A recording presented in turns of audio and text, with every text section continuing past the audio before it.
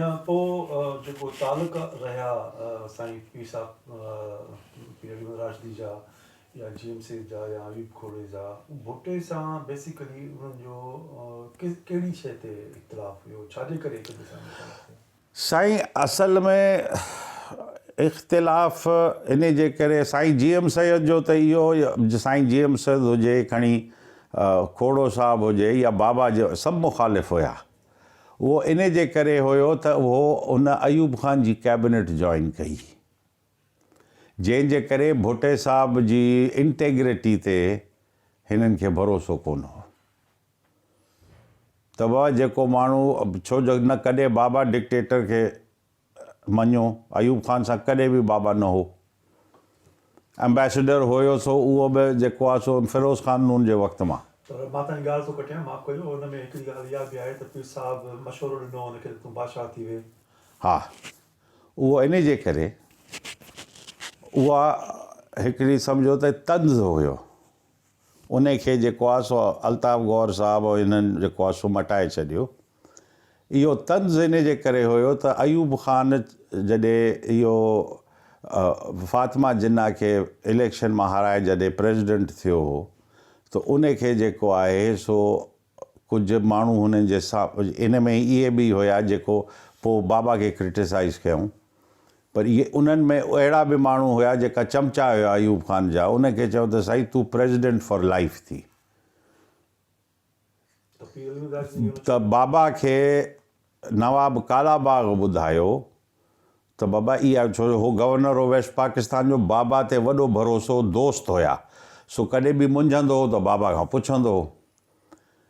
सो बाबा उनखे चयो त बाबा मशवरो उनखे ॾे त हू बादशाह थी वञे, पोइ जॾहिं प्रेसिडेंट फॉर लाइफ थियो त बादशाह थी वञे। असल इहा ॻाल्हि हुई। पोइ हिननि चयो त न साईं, उहो बाबा उनखे वञी अयूब ख़ान खे चयो त तूं उहो थी। सो हालांकि फ़ातिमा जिन्ना इलेक्शन में बाबा त फ़ातिमा जिन्ना सां गॾु हुई न, अयूब ख़ान जे ख़िलाफ़ु हुयो न। त हाणे पोइ जेके तव्हांजे घर में इजलास थींदा हुआ या मीटिंग, जी जी, मम्मी बि हूंदी हुई या पीर साहिबु हूंदो हुयो या जेको साईं GM सैयद, खोड़ो साहिबु, जस्टिस लारी, इहे बेसिकली कहिड़नि शयुनि ते हुनजो अदा इहो सिंध जे फ्यूचर ते ॻाल्हियूं थींदियूं त बाबा हिन वक़्तु सूरत हाल छा आहे, अवाम जी सूरत हाल छा आहे, का पॉलिटिकल लीडरशिप निकिरी सघे थी। बाबा जो हमेशह इहो ज़ोर हो त सिंध खे तयारु करिणो अथई त सिंध जे मिडल क्लास खे ट्रेन कर, जेसि ताईं हुन जे हथ में पावर न हूंदो सिंध में बैलेंस न ईंदी। जेकॾहिं छड़ो हिकिड़े तबिको जेको अंग्रेज़नि जो छॾियल आहे ज़मींदारनि जो, जेकॾहिं उनजे हथ में सिंध वई त सिंध जो ॿेड़ी ॿोड़े छॾींदा हुआ, जेको अॼु थिए पियो थो हाल।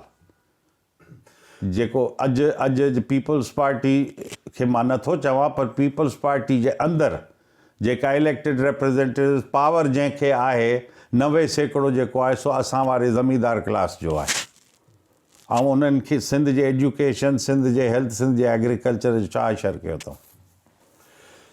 हिकु ई वक़्त में साईं पीर साहिबु, पीर अली राशदी, भुट्टे साहिबु हुयो, साईं GM सैयद साहिबु। हा, हाणे इहो जेको आहे सो ॾिसो न, हुननि जो इहे तमामु पहुचल माण्हू हुया, चाहे GM सैयद हुजे, चाहे भुट्टो साहिबु बाबा हुजे।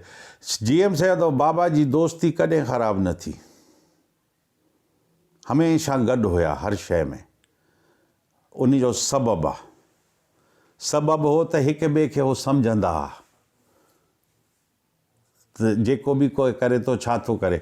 बाबा भुट्टे साहिब सां गॾु उहे न हो, इहो त भुट्टे साहिबु ज़ोरी बाबा खे पाण वटि रखियो एडवाइज़र करे।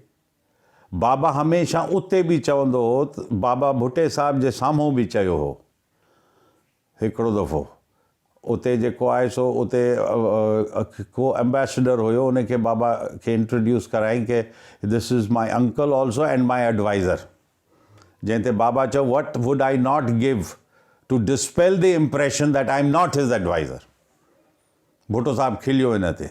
सो बाबा चवंदो हो त बाबा मुंहिंजी मुखालफ़त जे भउ में मूंखे पाण क़ैद करे रखियो आहे, ऐं मां हाणे पोड़ो थी पियो आहियां, मां उहो मुक़ाबिलो हिन सां नथो करे सघां। बाबा वरी बि उनखे सुठा सलाह ॾींदो रहियो। कहिड़ियूं मिसाल जी ॻाल्हि तव्हां अदा हिकिड़ो त इहो जेको आहे सो उनखे इहो चई त इहो हिकिड़ो त लिसानी जेको इहो मुमताज़ कयो हो, उन ते बाबा सख़्ती सां चयो त तूं सिंध में बाहि थो ॿारी, सिंध खे यूनाइट थियणु खपे, हिते तूं डिविजन्स कंदे अॻिते सिंध खे कमज़ोर कंदे तूं। इहा जेको आहे सो पंजाब वारा एक्सप्लॉइट कंदा, ऐं जेको ज़ियाउल एक्सप्लॉइट करे MQM ठाहियो हो, इहो उन ई कड़ी जो हिसो आहे। पोइ उन ते जेको आहे सो मुमताज़ खे शिफ्ट करे हुते इस्लामाबाद आणणु ऐं जतोई खे हिते चीफ मिनिस्टर करणु, उहो चेंज जेको आहे त उहो चीफ मिनिस्टर जी चेंज थिए त सोला थी वेंदी, उहो हो। पोइ बाबा उनखे इहो सम्झायो त इहा प्राइवेटाइज़ेशन जेको इहो पंहिंजो तव्हां इहो नेशनलाइज़ेशन इहा न कर। असांजा प्राइवेट जेका एंटिटीज़ आहिनि उन्हनि खे रहण ॾे, उहे ई इकॉनमी खे जनरेट कंदा। हे तूं हिकिड़ो जेको आहे सो इहो हिकिड़ो शो तो पंहिंजो खोलियो आहे, हिन सां कंहिंजो फ़ाइदो कोन थींदो। बाक़ी बि चई त दुश्मनियूं न कर। पोइ वॾे में वॾी ॻाल्हि जेकी थी, जंहिं ते बाबा जहिड़ो बि कयो हो, कैबिनेट मीटिंग में विड़ी पियो। हाणे मरहूम अब्दुल हफीज़ पीरज़ादा बि कोन्हे, साईं मूंखे पाण ॿुधाईं, चई वाक़ई तुंहिंजे वालिद साहिबु जेको आहे हिकिड़ो ई शख़्स हो जंहिं भुटे साहिब खे मना कयो हो त 77 इलेक्शन में अनअपोज़्ड इलेक्शन्स न कराए ज़रूरी, ऑपोज़िशन हुजणु ज़रूरी आहे। वाइट पेपर में बि आयो, बाबा लिखियो ऑपोज़िशन डेमोक्रेसी जे लाइ ज़रूरी आहे। तूं वरी खटंदे तो मुंहिंजा सीट घटि थींदा, ऑपोज़िशन स्ट्रॉन्ग थींदी, वरी बि जेको आहे सो तूं हुकूमत तुंहिंजी थींदी, पर तव्हांजो बैलेंस थींदो। तूं इहो ज़ोरी कंदे तो ते बग़ावत थींदी, ऐं तोसां गॾु माण्हू न आहिनि, घणा CIA जा माण्हू बि आहिनि। उहे साॻी शइ जंहिंजा बाबा नाला वरिता उन्हनि खे भुट्टो साहिबु वञी ॾेखारियो आहे, हली वंदा राष्ट्री इहो थो चए तुंहिंजे लाइ। सो इहा जेको आहे लव हेट रिलेशन भुट्टे साहिब सां बाबा जो जेको, हालांकि भुट्टो साहिबु घणी ॻाल्हियूं बाबा सां तमामु घणो कंदो हो, ऐं उहे जेको आहे सो कॾहिं बि अहिड़ा स्ट्रेन रिलेशन्स मां न ॾिठो, छो जो मूंखे मुंहिंजे वक़्तु जेको ॾिसण जो आई विटनेस अकाउंट हुयो भुट्टे साहिब जो दौरु। जॾहिं भुट्टो साहिबु इंडिया सां ॻाल्हियूं करणु पियो वियो ऐं जेके प्रेज़ेंस ऑफ वार्स हुआ उनखे आज़ादु करणु पियो वियो या ज़मीन जे लाइ, उन वक़्त में बि इतला आहिनि त पीर साहिब सां राब्तो कयो भुट्टे साहिबु। पीर साहिब मूंखे हिकु मशवरो बि ॾिनो हुयो, उहो कहिड़ो मशवरो? साईं उहो भुट्टे साहिबु बाबा खे वठी वञणु पियो चाहियो त इंदिरा गांधी तोखे सुञाणे थी, तूं फिरोज़ गांधी बाबा जो दोस्त हूंदो, इंदिरा जो मुड़ुसु। सो इहो अचणु वञणु घणो थींदो, इंदिरा पंहिंजे हथनि सां मानी पचाए खाराईंदी। सो एतिरी वाक़फ़ियत हुअसि बाबा जे लाइ उनखे तमामु। सो बाबा खे चयो भुट्टे साहिबु त बाबा तव्हां मूंसां गॾु हलो। बाबा चयो त मां तव्हांजे हुकुम जो मूजिबि बिल्कुलु हलणु तयारु आहे, पर उन में हिकिड़ो मसइलो इहो थी वेंदो त इंडिया वारा जेको बि तव्हां कामयाबी कंदव उहो मुंहिंजे मथां हणंदा। त बाबा हे राशिदी आयो तंहिंजे करे इंदिरा मञी वई। सो इहा ॻाल्हि ग़लति आहे, मां उनखे नोट लिखी थो ॾियां, तूं इहो हथ में रख पंहिंजे, पर ॾिजांइ न जेसि ताईं तोखे ज़रूरत न हुजे। हिकिड़ी ॻाल्हि इहा थी। पोइ चई तव्हां वञो ऐं इंदिरा सां तव्हां बिल्कुलु फोर्सफुली ॻाल्हायो। ॿियो चई त तव्हां सिपाहियुनि खे वापसि करायो। प्रिज़नर ऑफ वॉर में इहे सिपाहियुनि खे वापसि करायो। जेका हे जर्नैल जेका हिन में मुलविस हुया बंगालियुनि खे मारण में, उनखे इंदिरा खे चयो त वॉर क्राइम्स ट्रायल करे उन्हनि खे न अचणु ॾियोसि। इहे ईंदा पाकिस्तान जो खानो ख़राबु कंदा, इहो टेक ओवर कंदा ऐं इहो असांखे डेमोक्रेसी खे रहणु न ॾींदा, छो जो इहे हिरियल आहिनि हिन शइ खे। इहा खेप फ़ौजियुनि जो न अचणु खपे ऑफिसर्स जे। बाक़ी जेको आहे सो नओं पौध ईंदो त उहो पंहिंजी जाइ ते, बाक़ी सिपाही जेको आहे उन्हनि सभिनी खे वापसि कयो। जॾहिं मामिलो थियो जनरल ज़िया जो या पीर साहिब जिन हाल जा थिया, त उन्हनि पंहिंजो असुलु रसूख़ भुट्टे खे बचाइण जे लाइ इस्तेमालु कयो या? साईं हिन में जॾहिं भुट्टे साहिब खे मरी में बंदि कयूं